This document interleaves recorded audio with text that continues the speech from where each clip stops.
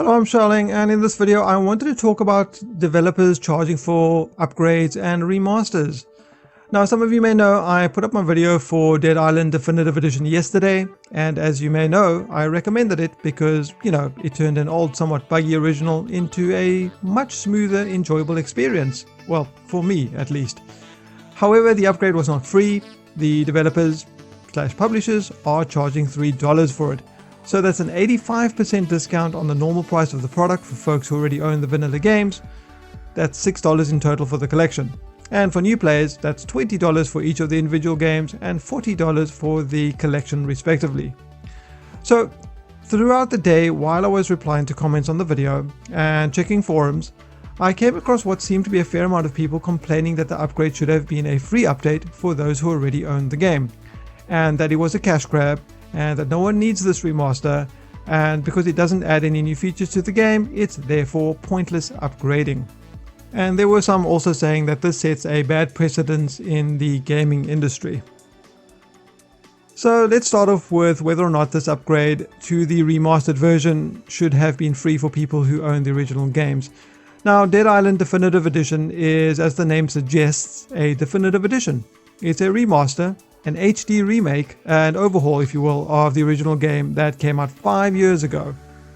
Let's for a moment take a look at some of the other games that have had HD remakes, visual overhauls or remastered versions released. And this is not an exhaustive list, it's just some of the games that come to mind. You can go to Steam, type in remaster and you can look through the list yourself. Battlezone 98 Redux $20, Homeworld Remastered Collection $35, Doom 3 BFG $20, Metro 2033 and Last Light Redux $20 each, Shadow Complex Remastered $15, State of Decay Year 1 Survival Edition $30, Sleeping Dogs Definitive Edition $30, Day 6 Human Revolution Director's Cut $20.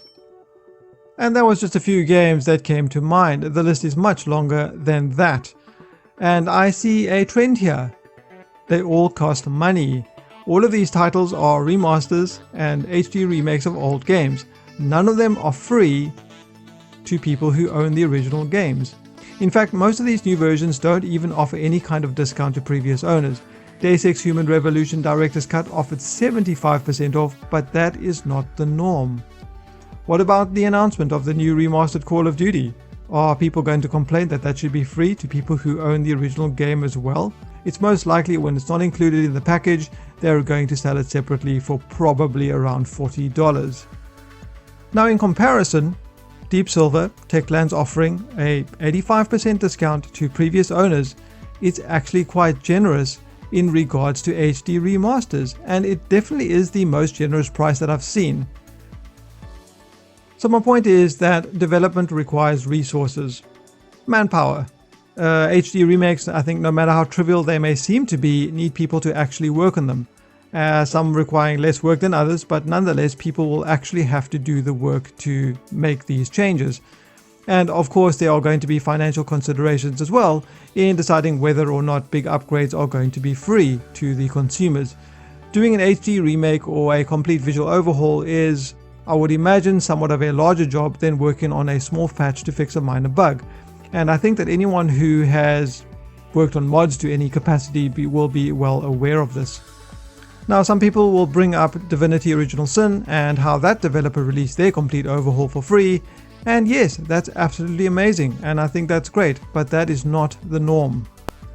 One commenter brought up the fact that Techland Deep Silver are cash grabbing because existing owners are being charged for the update, how dare they, and that it's quite clear that they're obviously doing this for money because they're charging new players full price for these remasters.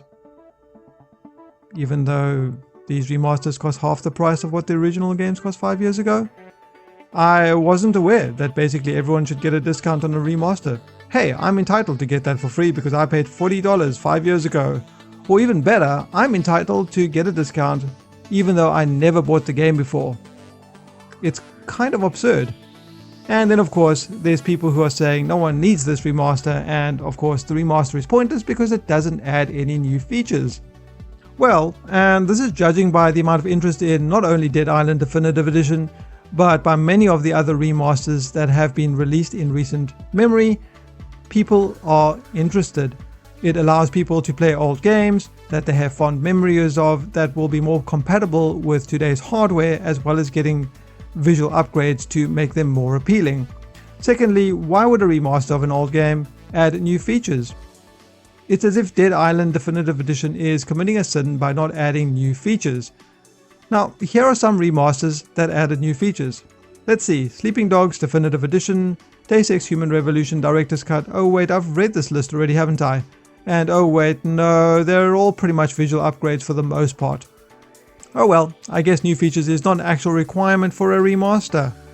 Now that's not to say I don't appreciate new features in a remaster, but I think that folks should judge all remasters by the same standard instead of singling specific ones out.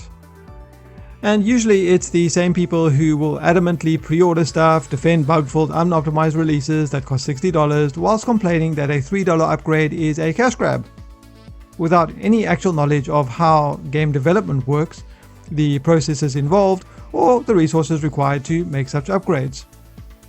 And I'll be the first to admit, even though I worked in QA in the game industry and have studied 3D animation, modeling and texturing, I don't know the inner workings either. But I can tell you this, it doesn't magically happen by itself. Some people have gone as far as to say that this sets a bad precedence for the gaming industry charging for updates that should be free.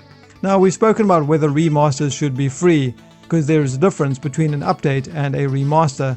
And I'll tell you what sets a bad precedence in the gaming industry: pre-ordering and defending shoddy releases. That's bad for the industry. XCOM 2, for example, came out 4 months ago. The game was plagued with performance problems. For those of you who have seen my videos, you'll know what I'm talking about. After the most recent patch about 2 weeks ago, things are still not fixed. In fact, there are a fair amount of players who are having even more issues now. And I'm going to say that again, the game came out 4 months ago. That's nearly half a year. And included in this list also are games like Hitman 2016, the release of Tomb Raider, Creative Assembly Total War games, and of course the list goes on and on and on. I'm not even going to talk about Batman Arkham Knight. And yet the majority of consumers will say nothing about this kind of behavior, and even the mainstream game media don't talk about these issues. But when a company releases an optimized, decent remaster and only charge $3 for it, how dare they be so greedy?